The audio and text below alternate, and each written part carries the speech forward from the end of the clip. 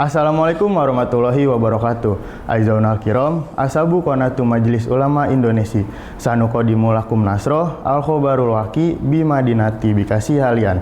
Ma'akum Muhammad Galih Pakuan. Madinatu Bikasi fil akbari minha.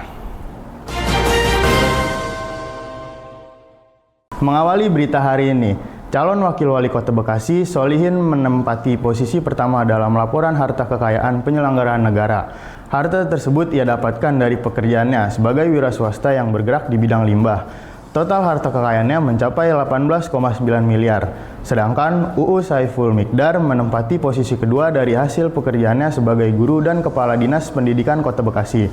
Tak tanggung-tanggung, kekayaan UU mencapai 15,2 miliar. Pada Senin 9 September 2024, Komisi Pemilihan Umum Kota Bekasi telah mengonfirmasikan untuk para bakal calon kepala daerah Pilkada 2024 agar segera memberikan LKHPN. Ketua KPU Kota Bekasi, Ali Syaifa, mengatakan kalau ketiga pasangan calon peserta Pilkada sudah menyerahkan LHKPN kepada KPU Kota Bekasi. Berikut ini adalah hasil dari LHKPN yang sudah dikeluarkan KPU Kota Bekasi. Yang pertama, Solihin sebesar 18,9 miliar. Yang kedua, UU Saiful Miqdar sebesar 15,1 miliar. Yang ketiga, Tri Adianto sebesar 12,1 miliar. Yang keempat, Heri Koswara sebesar 6,4 miliar. Yang kelima, Abdul Haris Bobiho sebesar 3,3 miliar. Yang terakhir, Nurul Sumarheni sebesar 2,3 miliar.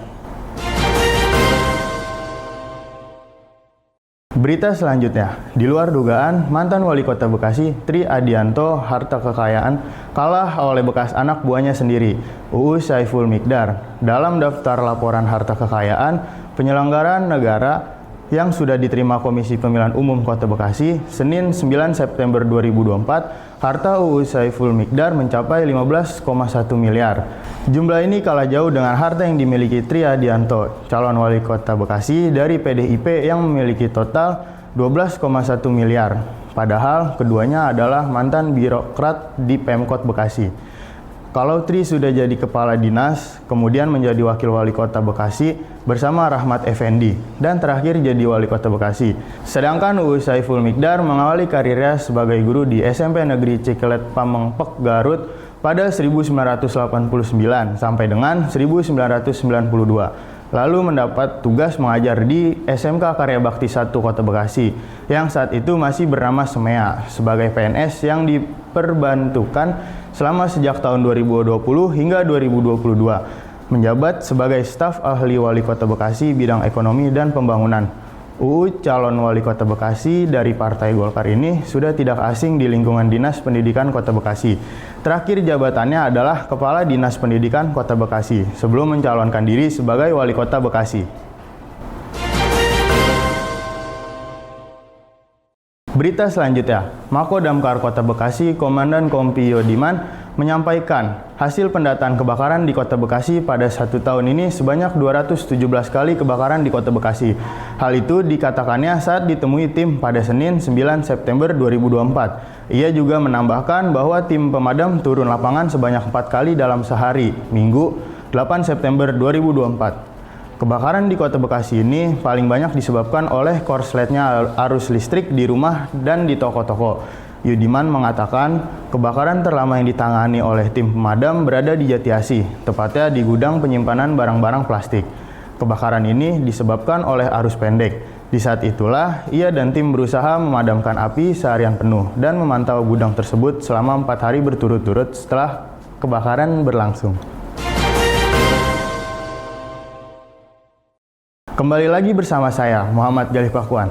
Berita selanjutnya, Ketua PDM Kota Bekasi, Zahrul Hadi Prabowo, menunjukkan Ketua Lembaga Hikmah dan Kebijakan Publik PDM Kota Bekasi, Hafsul Nur Hadi, agar merangkul sejumlah ormas Islam di Kota Bekasi guna mengkoordinasikan hingga sampai terlaksanakannya penandatanganan fakta integritas oleh para pasangan calon wali kota Bekasi. Adapun ormas terkait yang dirangkul Muhammadiyah adalah Matlaul Anwar, Persis Al-Wasliyah, DDII, Syarikat Islam Persatuan Umat Islam, maupun Perti. Selain itu tentu ada Nahdlatul Ulama. Rapat koordinasi akan dilakukan di salah satu ruko di kawasan Bekasi Sentra Niaga. Dia mengharapkan agar wali kota terpilih kelak agar dapat menjunjung tinggi supremasi hukum yang berkeadilan serta menjalankan roda pemerintahan secara bersih, transparan, dan akuntabel.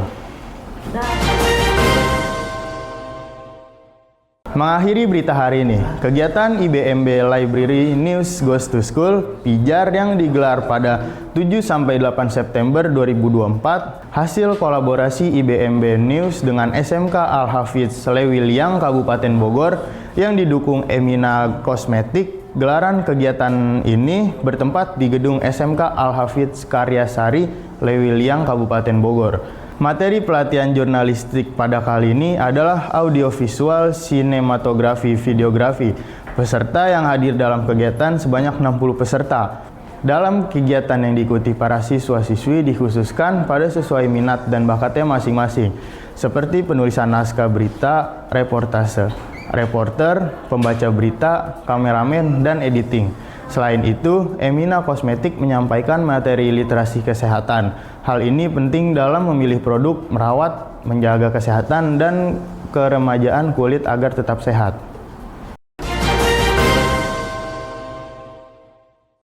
And that was the news for today. Stay tuned Bekasi City in the news actual and up to date.